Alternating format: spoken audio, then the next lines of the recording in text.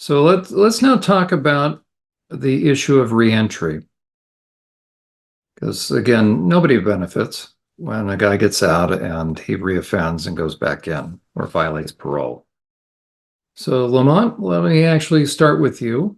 And this will be very much also an opportunity for me to learn from you guys, even though I've had a chance to talk to you guys a lot, but this will be good. So Lamont, what would you say to we'll kind of run the gamut as far as people that might be listening? You're going to educate, and then we're going to hopefully offer some suggested solutions. Not only from your experience, but the guys that you know. So, guys coming back into society, and there's a lot of challenges. So, educate the public on that. And then ultimately, we're going to be talking to lawmakers, policymakers, going to be talking to people involved in church and also potential service providers or people that could be putting together programs. So help educate us from your perspective, not just from your own experience. What was it like? But what are the challenges of a guy coming out of prison back into trying to do that readjustment? And what changes can we make? I mean, ultimately, a guy's responsible for how he responds to things, but at the same time, we can either make it harder or we can reduce some of the barriers so that he can reintegrate. So talk to us about what that transition is like for a guy and what you think can be helpful so we can start kind of being part of the solution rather than part of the problem. Well, to go and clarify something and state something now to show how society can be part of the solution is that yes, I'm a guy that committed a crime, but my crime was not a sex crime, and I was under the mind state as a lot of people in society. Even though me with my criminal record, I still had a certain viewpoint or thought about people with sex offender who had committed a sex offense. But through just growing as a person and being compassionate and letting the Lord lead me and knowing that I am, here to do a service on this earth, that I have learned and know that everybody can change. Everybody has room to grow. Everybody, if certain opportunities and certain things are afforded them, and if everybody doesn't look, because even though I was not a sex offender, I was still looked at after doing 16 years and 5 months, I was looked at as a pariah to a certain degree. People didn't want to mess with me. I felt some of the same stigmas and the same relentless kickbacks from trying to get a job where nobody wouldn't hire me because of criminal record, or where I was automatically assumed I was going to do this and I was going to be that, or I was going to be repeat offender, or uh, all those things right there. So I learned to be able to sympathize with people, and I think that's what society has to learn too, or should be willing to do, is help any and everybody who's been incarcerated, because any and everybody can change with the right guidance, the right therapy, the right groups, the right circumstances, the right social programs. Like prior to the recording, Solomon was talking about like how he came down.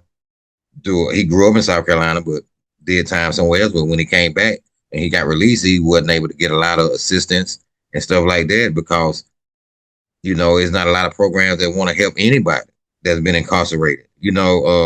Like for me, when I got after 16 years and 5 months, if uh we had to I had to scrape and scramble. I went to the voc rehab, uh, and I was able to deal with them for a while and be able to get some assistance, but it was very little. I'm talking about very, very, very little.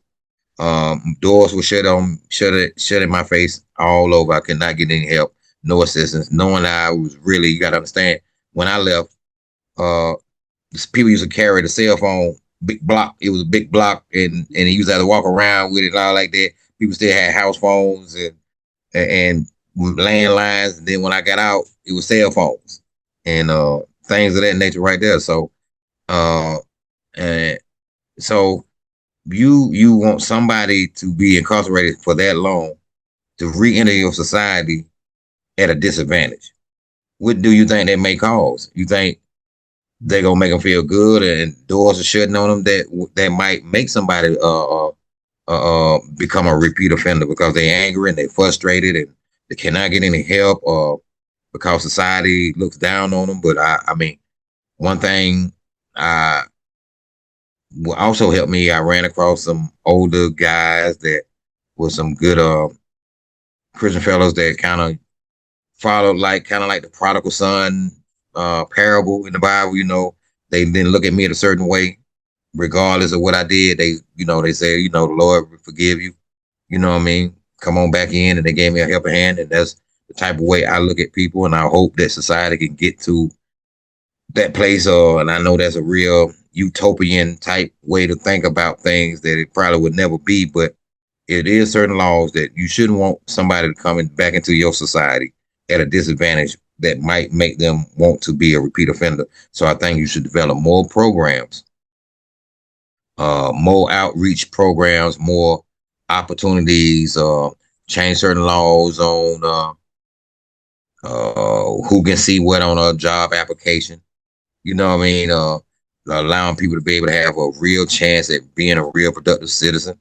You know, because I think everybody deserves a second chance. And as Solomon said, now a couple of re-entries and same offenses, yeah, that's something different. But a person one time prison mistake or whatever like that, it should be some ways to allow in the legislative where only certain people can see certain things on certain criminal records to allow people to be able to get a chance of employment, to be able to provide for themselves in the end, become a productive citizen, and in the end, maybe not become a repeat offender.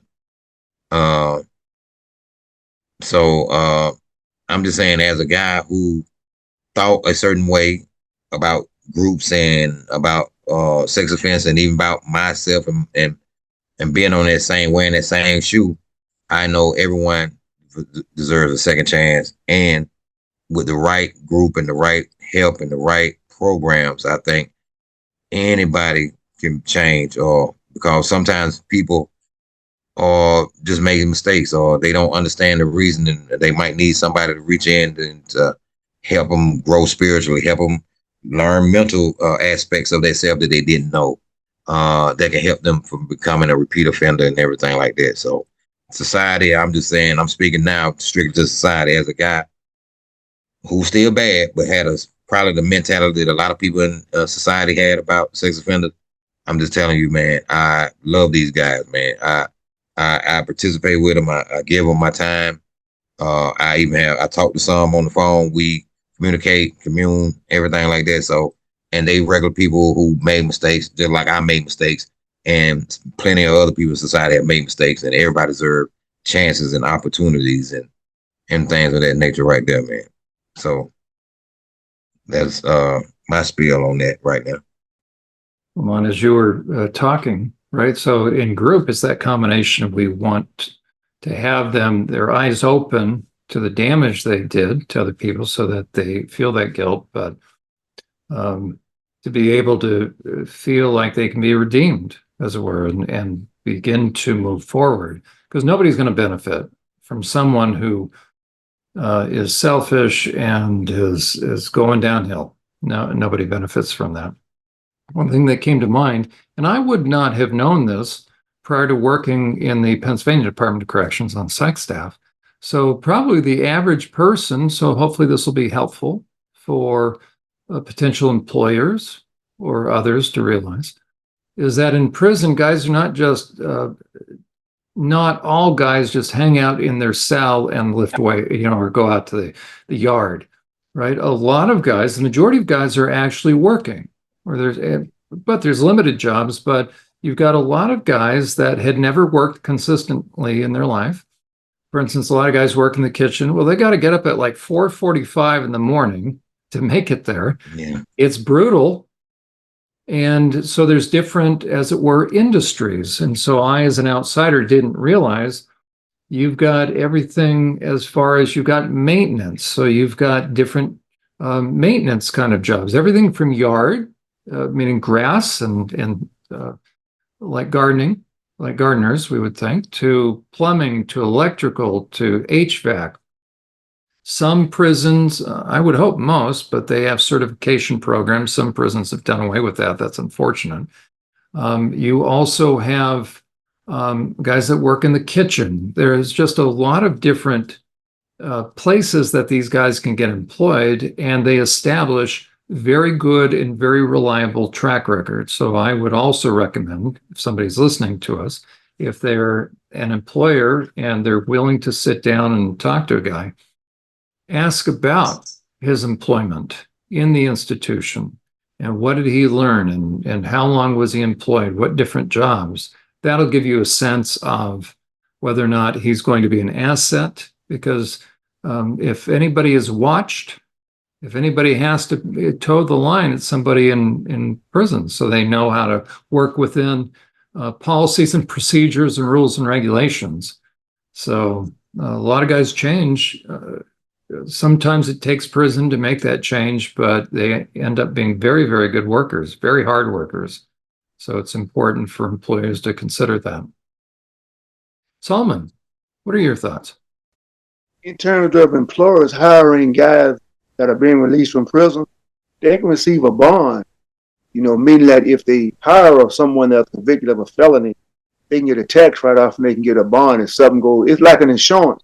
So they hire a guy that was in prison. If they're hiring and if something goes wrong directly with that guy and on the job or whatever, they can receive an insurance benefit compensation of a tax write-off also. Okay. But you get the opportunity to do all sorts of jobs in prison. But being a worker in prison is like getting out of prison and versus someone going to college in society. They need a job too. So it need to be a lot of range of programs that are designed to aid and assist people coming out of prison to give you an opportunity to say, okay, well, I was a welder in prison. Can you get me a job? Can you help me re-enter society by getting a job? It need to be people that specifically work with people coming out of prison for all trades, like plumbers, kitchen workers, landscape workers. They need to be working with them so when the guy come out of prison, he can say, I was in prison, I was a welder, I laid bricks, I was a carpenter. They don't do a lot of bricklaying in there, but they do a lot of welding and a lot of painting and a lot of maintenance. Because they don't get the opportunity to do a lot of bricklaying because the prison's already built in terms of the brick masonry aspect. But they do get to do a lot of painting and a lot of maintenance work and a lot of food service work. They get the opportunity to work in schools, to be teachers' aides, and I worked for a lady in the treatment program department. She was actually a counselor. That's how I got involved with anger management. I got a job working with anger management. So get out, you can work in that capacity and you can work in other programs. You can get a job for it. After you get out, you're up against society and everybody out here putting in these stellar job resumes. They want the same job too. I think a guy shouldn't come out of prison and expect to touch the ground running. You got to be crawling. You got to be taking your time. The most important thing is you got to be thankful to be out of prison, and you can't be in a rush. You got to have patience, discipline, and self-control. Because if you don't, you might be hurt, man, because you might expect to get a job right then. My brother took me to a lot of places when I got out of prison. He even took me to a vocational school, Brother Lamont, like you just mentioned. They wouldn't accept me in there either. I went to a lot of places trying to get a job. I didn't have a social security card, didn't have a birth certificate, actually because my name was wrong on it. I had to wait to get a new birth certificate, a new social security card. I tried to get a decent job, so I ended up not to feel like I was weighing him down too much, taking me around all these places trying to apply for jobs. I had to just take the first job I could get, which is what you do in prison anyway. You humble yourself and take the first job you can get. And I've learned how to take the hardest job and the job people don't want and make it into a job of prominence. So I've been able to take a job washing pots and pans, and other people watching me doing that, after a while, they'll want a job doing that. Because I actually take it to heart and made an actual job out of it. So I know how to take something that's relatively looked upon as something being minor and then work on and develop it and make it into something better and prominent. So I think coming out of prison, you got to have you got to have that drive and that willpower, man. You got to maintain that drive and that willpower. Once you find yourself in prison, you got to make sure you maintain yourself out here in society, because you don't have anybody saying, "Hey, lockup time, account time, or child time." You got to learn to organize your own self, man. So you got to work on organizational skills. Start doing that while you're in prison. So when you get out, you have a sense of organizational skills, know how to organize yourself and keep things going. Because you ain't going to have somebody there all day, all the time, watching you, telling you what to do and what you shouldn't do. You're going to have to make sure you do the right thing. Now, if you in the situation I was in, I was 18 when I got my time. And imagine you stand in front of a judge, 18 years old, and he give you 119 years. Also for not just one crime, but for various crimes. All of a sudden you got 119 years. So I was angry and frustrated. I went into prison fighting, arguing, being disrupted, being disobedient. And that in turn caused me to deny myself a lot of opportunity. I would go to school a little while I was in the college that was, and I would just quit, drop out, say, well, I can do that later. I'll do it another time. That's the mentality of being in prison. You know, you start stuff and you stop. So one of the things I started trying to really focus on, start to finish. Start something and finish it. Then I found out that when I wanted to be an advocate for God and be about doing the Lord's work and help other people through my education and my experience, that's something you can never finish, because there's no end to that job. And I want to commend Brother Lamont for being out here so long and still having the desire and the passion to want to help people. Because a lot of people ain't going to want to get involved with the program and help people after you've been out here 19, 20 years yourself. They're going to be moving on. There got to be something that's in their heart, that's on their heart, and they really want to do. So I commend you for that, because it's what I want to do. You got to find something you want to do in prison, and that can help your reentry and figure out ways of doing it. Since I've gotten out of prison, got an associate degree in business administration. Currently, I'm in school still trying to get my bachelor's degree in criminal justice so that I can become a youth counselor and work with at-risk youth. That's what I really want to do. A lot of people don't get a second chance, man. So for those of us who've gotten out of prison, we can use this reentry process of being out in society again to help other people so they don't have to re-enter society. Everybody don't get their second chance. And some people, when they do so much time, they don't have nothing left. That's something people don't understand. When you do 25, 30, 20 years, or 15 years, for that matter, 10 years away from society, some people get out and all they want to do is work and go home. They don't want to do nothing else. They be burnt out.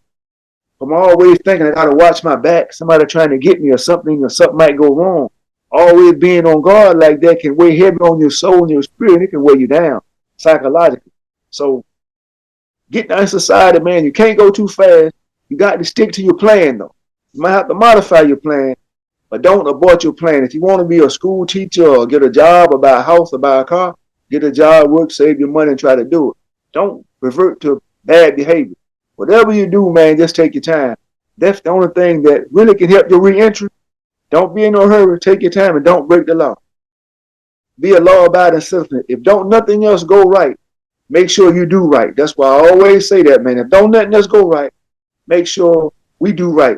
Someone getting out of prison, because statistics, we represent stats, man, of reentry.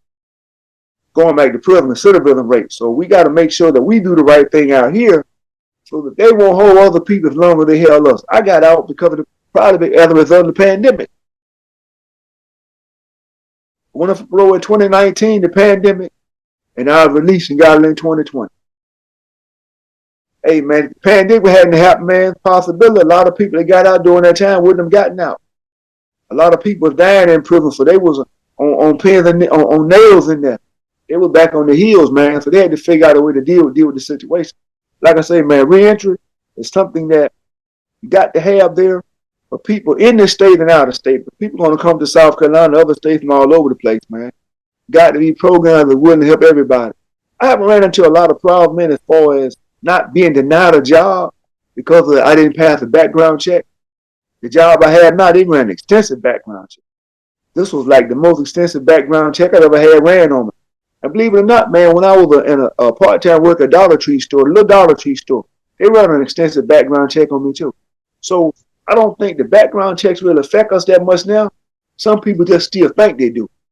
You got to be willing to subject yourself to that and say, okay, well, God can get me through the door if I just present myself and knock on the door. So that's how I look at reentry. Sticking to whatever it is you want to do and just find people that's willing to help you, man. There's a lot of Mr. Eulers out here, man. We just got to keep our eyes open, man. That's how I look at it on the reentry side. Well, thank you, Solomon. Okay, why don't we'll do one more question. You guys have been great. It's gone longer than anticipated, but a lot of information. Lamont and Solomon, but Lamont, let me ask you first. The three of us come from a faith-based perspective, and therefore we probably can speak to churches, to faith-based organizations, and I think each of us come from a Christian perspective. There's a lot of people, we've got people that are involved in synagogues and mosques, and okay, so kind of in general speaking to faith-based leaders, but also then from our own backgrounds, church leaders, so elders, deacons, and pastors. What advice, what suggestions, what admonishment, what encouragement, what do you want to share with pastors and religious leaders? We'll just kind of use that generally. So with pastors, what do you have to say to them in as far as how about being salt and light for guys and women? So that's a population in a way we're not qualified to speak to. We're guys, and I primarily worked with men, but I worked with at-risk youth and a lot of females. That's a whole nother population that is unserviced, right? Women coming out of prison, they've got very unique needs. Their mental health issues are twice that as guys coming out. Lamont and Solomon, what word do you have as a word for pastors and church leaders and religious leaders when it comes to trying to figure out how they can be salt and light for guys coming out? Well, for me, I'm gonna give a good example of a church when I was young.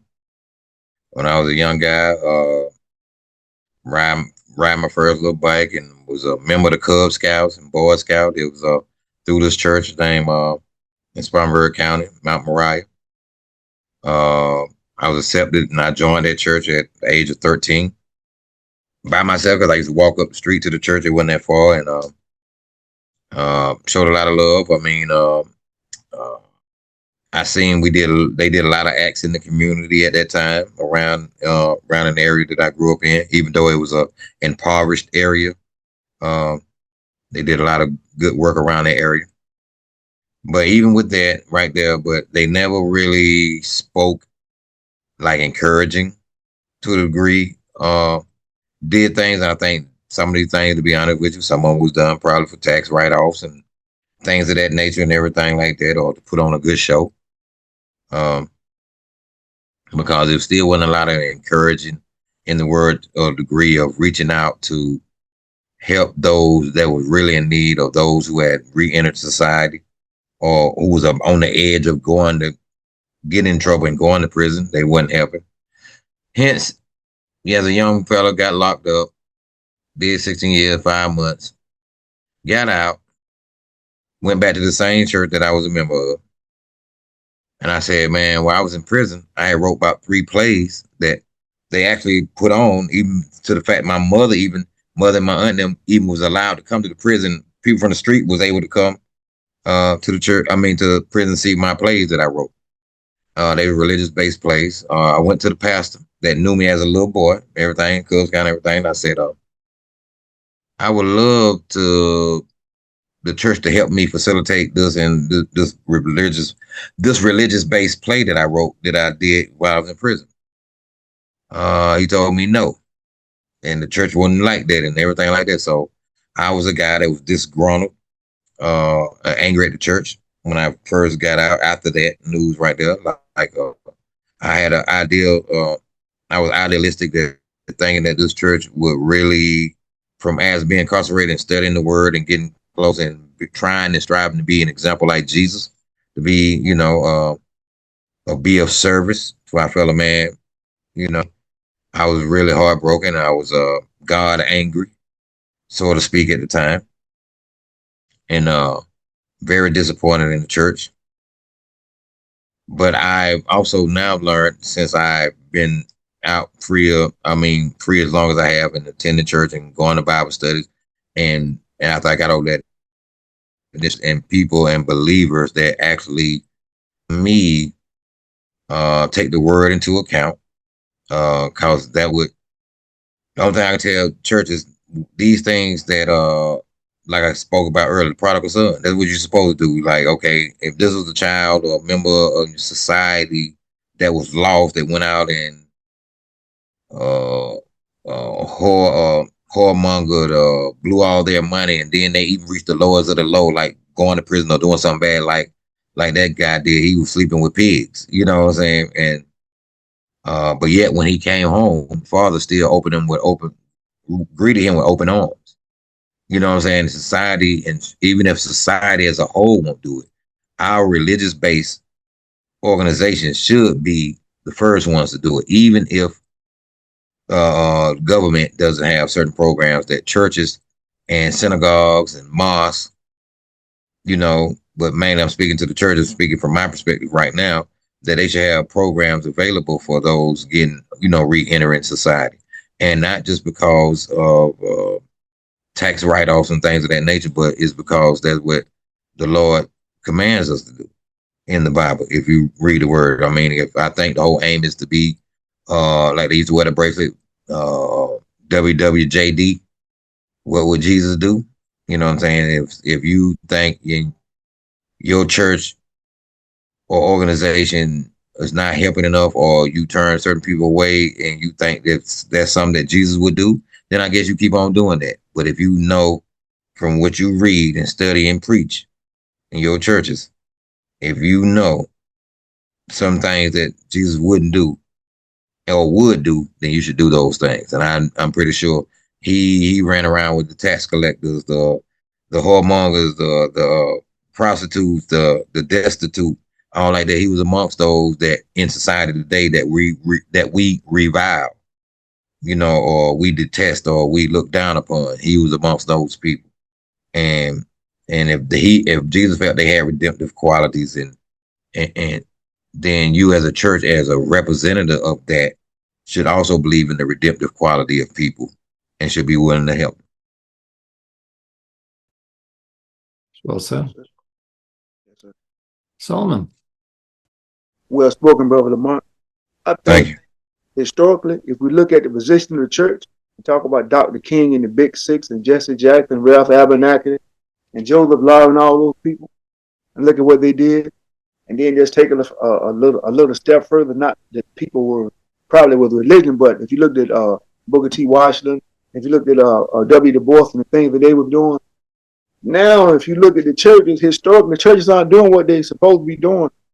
The Southern Christian Leadership Conference, things that they did, they marched, they went to lunch counters, they marched for bus rides, equal rights, equal justice.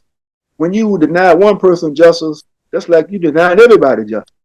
Because how can a conscious-minded person sit there and allow other people to be denied justice? So when you look at reentry programs and the position that the churches are taking, a lot of them, they aren't doing what they're supposed to be doing.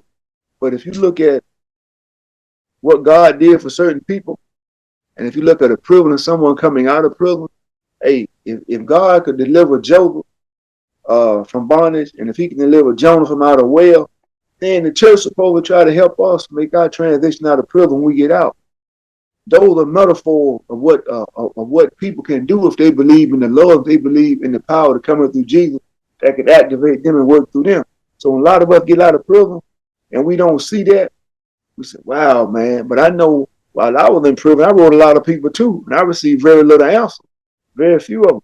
So I don't hold it against anyone because I came to the conclusion. I broke the law, I put myself in prison. God would provide a way for me. So I was released from prison and I'm out now. But in terms of reentry, a lot of church programs, they don't do that much. Just like they have Bible studies and they have night Bible study, they should have some type of town hall meeting or community programs, community meetings to find out the mindset of the community. You got look at all these senseless shootings going on. It's because a lot of people aren't doing what they're supposed to be doing. And guys that are out of prison now that want to do stuff that are still on parole, they really can't do too much right now because they can't go certain places and they can't do certain things. But for those that can go certain places, then they need to go where the trouble is, like Jesus went where the trouble was. He wasn't in a penthouse. He went out there in the street, in the 10 cities among the people, and he worked among the people. He showed the power of God by being out there on the ground, feet on the ground, put boots on the ground like in the military. He put feet on the ground, sandals on the ground, and he walked and he walked and he stole and he preached and he did the word of God. That's what a lot of churches need to do. They need to stop being fearful helping people that's coming out of prison, man. They don't do the work they should do, man. A lot of churches have evolved into mega churches. They're getting so much money now, they don't want to say certain things because they don't want to upset the congregation. They don't want to upset their money flow. And people putting the money in those collection plates and through the mail and all that. They don't want to upset that. In mega church, they become television evangelists and radio evangelists when they're supposed to just be doing the Lord's work. Although the mediums to reach far places that you can't travel to. That's what the radio and the TV is for. If not just for you just make a lot of money, it's for you to try to help people. So locally, some of them aren't doing the things they should be doing, and that offsets the reentry process for some people. Those that don't have long-term vision, some people give up easy. I always talk about holding on to a dream and a vision. I could have gave up when I was in prison a long time ago, but I didn't. I maintained a vision. I maintained consistency by trying to work on my vision and my goals and my objectives, keeping it alive. In churches, some of them, they don't do a good job of keeping dreams and visions alive in people. As long as people come to church and put money in a collection plate and they can build a bigger church and a bigger church, but people still stand small. The church is getting bigger, but people still aren't as enthusiastic as they should be. But the church gets bigger and it becomes a bigger building. But little problems are, a small problem now is so rampant among so many people because churches don't work on resolving those little small problems. I think they need to get more involved and have meetings, just talk to people and not make people feel that they are being excluded and try to include them more and bring them along by being fearful of them. Some churches, believe it or not, some preachers and pastors, they are aware to drive the motivation that guys have in prison, so they block you out. Man, you wrote a play, I ain't gonna let you be in here. If you wrote plays, they write plays every week too on the pulpit. They're preaching. That's a script. They don't want them to hear them their own script. So they are fearful to give the brother opportunity, other prisoners that come out of prison opportunity. I commend a person that gives a person an opportunity. When you give them an opportunity, they can show people that you help them move their life forward. When they deny him an opportunity, God will eventually start shortchanging them too. That's how I look at it as far as churches go. They just aren't involved. They feel for to help people. Well, I want to thank both of you, Lamont and Solomon, for not only tonight or during this recording, you're taking your time to help, but also on an ongoing basis. You guys are invaluable in my work with guys, because I really think it's a tremendous team effort. And as a matter of fact, I want to encourage other treatment providers. Look for those that have graduated or those that have never been a part of the group. I'm sorry, Lamont, you were never part of the group, but you kind of heard we had a mutual contact and you kind of reached out saying, hey, is there something that I can do? So it really is invaluable to have, in my estimation. I think we're really kind of breaking new ground in the treatment end of things, to be able to have guys that have been there or have certainly been behind the walls for a long period of time, and then can kind of show guys that it's possible. Reentry is possible as far as successful, and being able to provide that perspective. And then it's not just maybe those of us that have the head knowledge, but you guys have really, the track record. And I can encourage providers that there's nothing, I think I was doing good work before Solomon and Lamont came along, but I now can say we're doing really effective work because it really has the right balance, in my estimation. Lamont, any parting thoughts that you want to add? just thank you for the opportunity, allow me to uh help co-facilitate. I have learned a whole lot from your charts, your graphs, even to the point that I poke fun at you sometimes, and to your words that you don't know how to be quiet sometimes, but it's words of wisdom and understanding, man. And yeah, I have learned many things to apply to my daily life. I think uh, that was part of the knowledge and some of the things I have gained from you was how I was able to even get this promotion at my job. Because as a being involved in helping others, and giving service and learning and paying attention to the group. Because when I'm in group two, yeah, I might speak, but also at the same time, I'm learning also from you, John. So, but I also apply the things because when I speak passionately to the guys when I'm in the group, it's also because I'm applying what they are learning too. So I'm living what they're living too through, I mean, what they should be living and gaining from the group. I actually apply it to myself. And I think it caused me to have some changes in my job atmosphere. I think Solomon was part of, was helpful with that because I never really looked at my job. I think, frustrated, angry in certain aspects because had been there for all these years, and I was almost a disgruntled employee kind of before I started coming to group, and then popping in on the Tuesday nights and stuff like that. And yeah, and I think it helped change my perspective to start paying attention and slowing down and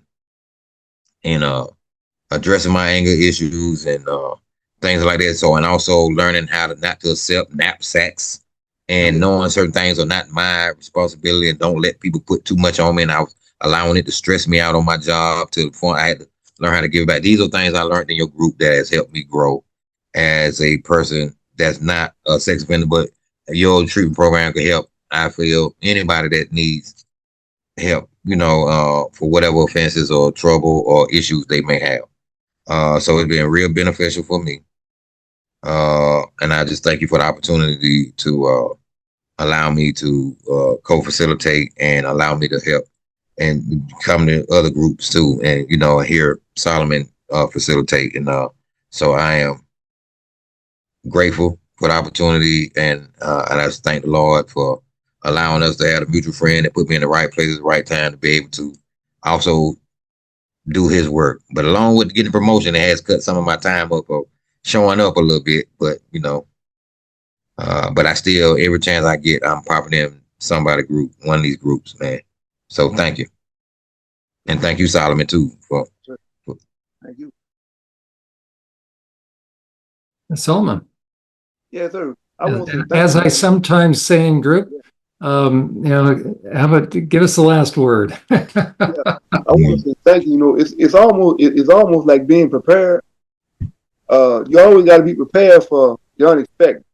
And I really wasn't expecting to get an opportunity to be working with the guys the way I'm doing. I just was looking forward to the opportunity to come in the group and just voice my opinion and talk about certain stuff because I'm not an introvert. I'm really the type of person to get involved with the program and like to speak on the platform. But you don't want to just show up. You want to show up and then take part in the program. That was my approach. And then when I had the opportunity to become more a part of it and start doing it from this perspective, hey, I thank Mr. Euler for that. And then for helping me realizing that this is what's needed, not just for me but for everybody else. I look forward to it every week, man. me. Yeah. Well, gentlemen, hopefully, as I say every week, I think I say it, that you're appreciated. And um, I'm really at a point now where I say I can't do without you. Now, so you guys might say, oh, come on, I John, be, and your I, I groups. be But looking for no, Lamont to show up. right? Oh man, I know. Uh-oh. Uh-oh. Well, Well, I think things starting to quell. yeah, Things to start to tell him quell. we're waiting for him to show up on Saturday. I know, man. I know. You said who was there on Saturday? You said Yeah, that's Shamwell. right. With Selman, he said, right? 2 groups a week. I, Then I work on Saturdays now. I I work know, on I Saturdays know, now. right? I I'm, know. I, But I'm free during the nights, but I work on Saturdays now. yeah. I Well, work on Yeah, Saturday and you Sunday. guys are busy, right? I'm busy, man. Trying to be busy, man. That's right. And Selman, you're doing school. Lamont, you're doing school. Yeah, So I'm Yeah. doing school too, man. yeah. It's like a full plate, man. But hey, man, anybody out there, I just tell them, man, if if you can do some type of service, man, it's gonna make you feel so much better, man. Helping anybody, to try to be better in society, man. It's gonna uh, it's just a wonderful feeling, It's a wonderful feeling. Well, listen, I appreciate it very much. Not only you guys assisting me, co-facilitating in my groups, but the fact that you take your time out, or you are taking your time out. When we're doing this, it's getting on 11 p.m. at night. When we're I don't doing have to this. work tomorrow. So you guys have to work tomorrow. So, I Yeah, I don't. know. I got to work tomorrow too, man. I don't. okay. Oh, you out? Oh, you out tomorrow? Yeah, I'm just be doing some schoolwork. I'm all. Yeah, Well, just. look at you. Yeah. Well, guys, thank you. And I have no doubt we will also pray that this particular interview is seen by the right people, those that need the encouragement, and hopefully those that can be encouraged to be part of the solution. And we'll trust that our words will reach their intended audience and make a difference. So, Yes, sir. gentlemen, thank you. God bless you. God bless you, man. Thank you. Appreciate it. Thank Thanks. you very much. Bye bye.